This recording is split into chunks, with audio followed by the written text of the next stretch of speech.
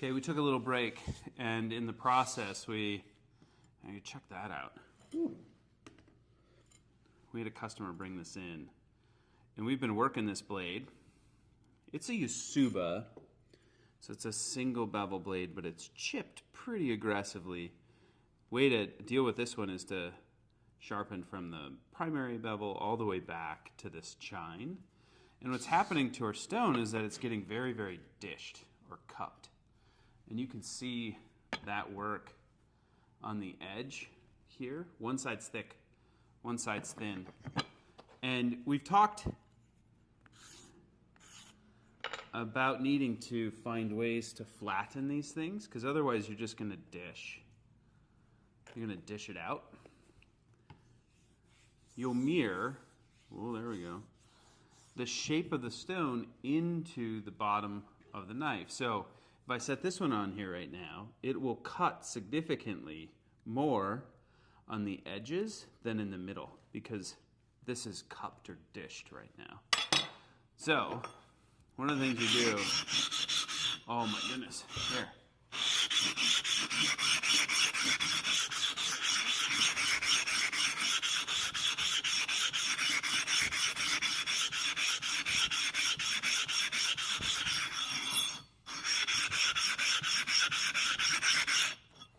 Look at it, I just gouged that out.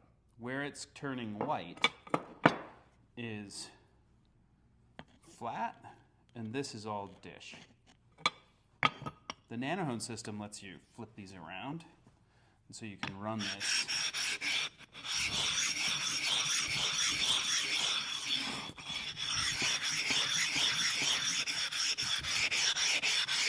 You can run this way, and if your stone gets to this point, you might actually do a couple passes on the top of a cinder block.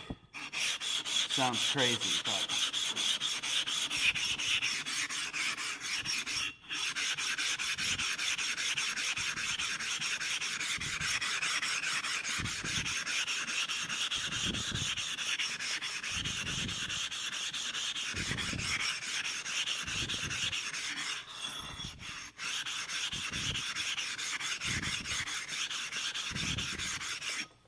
stop here and take a look. I'm not a fan of these because of that. There it is. That's where it's cupping or dishing.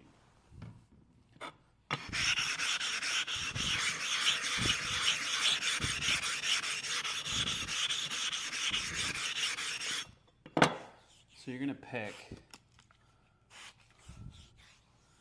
that shape up. If you're sharpening here, I can't fit my fingernail under on the sides, but I can in the middle.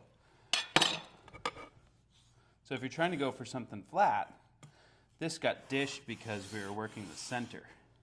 And we didn't flatten in the middle, did we?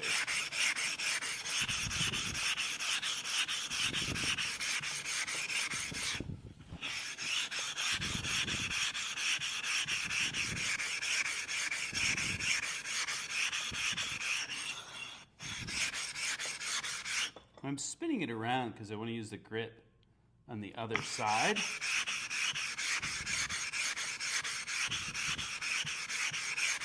And again, you could take this whole thing, it's getting close, and run it on top of a cinder block. Or these come in different grits, these lapping plates can be coarse or fine. You'd want to use a coarse one on lower grit stones and a fine one on the high grits, say 10,000, 30,000.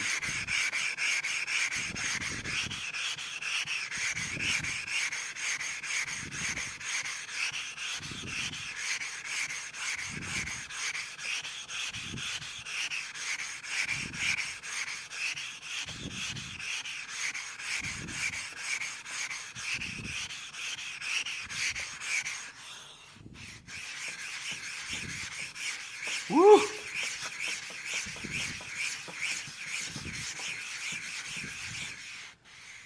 It's starting to stick because there's so much grit there. So you might be at, say, if this is an $80 stone, we probably put $10 of abrasives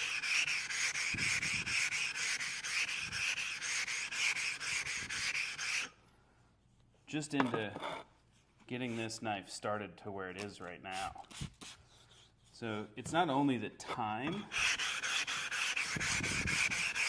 that goes into sharpening a knife, but the cost of the abrasives, kind of like making knives. The abrasive costs are regularly prohibitive.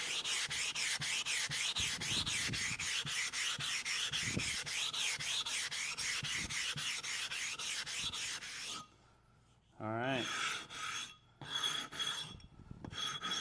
Now, we would have spent more time flattening while we're using this stone. It wouldn't have taken as long, but keep your stones flat so that your bevels are.